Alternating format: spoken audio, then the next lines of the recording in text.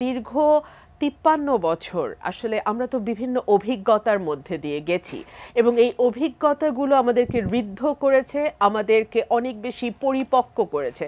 So অতীতে ভুল ভ্রান্তি যাই হোক না কেন, আশা করছি আমাদের সামনের দিনগুলোতে এই ভুলের পুনরাবৃত্তি আর হবে না। এবং যখন তিনি কথাগুলো বলছিলেন, এক ধরনের আত্মবিশ্বাস এবং এক ধরনের শপথ, ওনার body language is very important. ওনার বডি ল্যাঙ্গুয়েজে আমরা সেটা বুঝতে পারছিলাম এবং তিনি যে কথাগুলো তিনি বলেছেন পুরো সময়টাই সেই কথাগুলো তিনি বিশ্বাস করেন এবং সেই কথাগুলোকে কাজে পরিণত করবার জন্য যা যা করা দরকার মনে হয়েছে তিনি এবং বাংলাদেশ জাতীয়তাবাদী দল সেটি করবার ব্যাপারে দৃঢ় প্রতিজ্ঞ।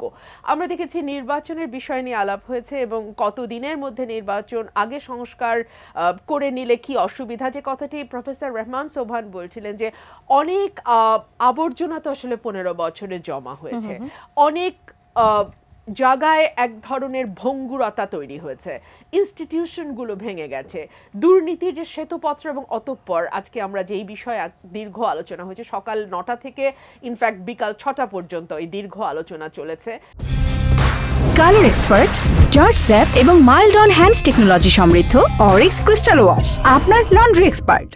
আপনি বাংলাদেশের নাম জনগণতন্ত্রী বাংলাদেশ দেন, গণপ্রজাতন্ত্রী বাংলাদেশ দেন, যাই দেন না কেন, এই দেশের মানুষ যতদিন পর্যন্ত নাগরিক হয়ে না উঠবে, এই দেশের মানুষ যতদিন পর্যন্ত রাষ্ট্রের সঙ্গে তার যেই চুক্তি অর্থাৎ সংবিধান এটাকে বুঝতে এবং আত্মস্থ করতে সক্ষম না হবে, কারণ এটা আত্মস্থ করার সাথে তার নিজের অধিকার দাবি করাটা সরাসরি সংযুক্ত।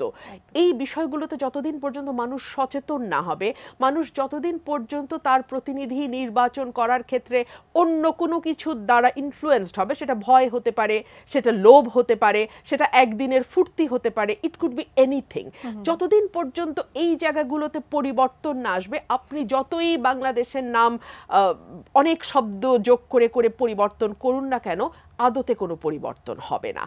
এবং ধর্মনিরপেক্ষতা বা বহুত্ববাদ যেই কথাটি বলছিলাম, দেখুন ধর্মনিরপেক্ষতা আপনি যখন সংবিধান থেকে তুলে দিচ্ছেন তখন কিন্তু আপনি বেসিক নেচার অফ দি কনস্টিটিউশনটাকে পাল্টে দিচ্ছেন। এখন কেউ কেউ তর্ক করতে পারে বাংলাদেশে তো ৫৩ বছর ধরে ধর্মনিরপেক্ষতা ছিল সংবিধানে, কিন্তু তারপরও কি আমরা রামু, নাসিরনগর, কলমাকান্দা, ঠাকুরগাঁ, ঈশ্বরদী, অভয়নগর এসব জায়গা তো আমরা দেখেছি, তাই না, কি হয়েছে বাংলাদেশে। এবং সংখ্যালঘু যে কোনো পট পরিবর্তন, যে কোনো কিছুর পরিবর্তনের প্রথম ভিকটিমটা হচ্ছে বাংলাদেশে যারা সংখ্যালঘু সম্প্রদায়। এবং যে কোনো একটা গুজব তুলে, ইস্যু তুলে, ফেসবুকে একটা মিথ্যা স্ট্যাটাস দিয়ে আপনি লণ্ডভণ্ড করে দিতে পারেন একেবারে, এবং সেটা আজকে না, সেটা আমরা বহু বছর ধরেই দেখে আসছি। সো এই জায়গাগুলোতে পরিবর্তন না এনে আপনি ধর্মনিরপেক্ষতা রাখলেন বা আপনি তুলে দিলেন, তাতে কি বা যায় আসে?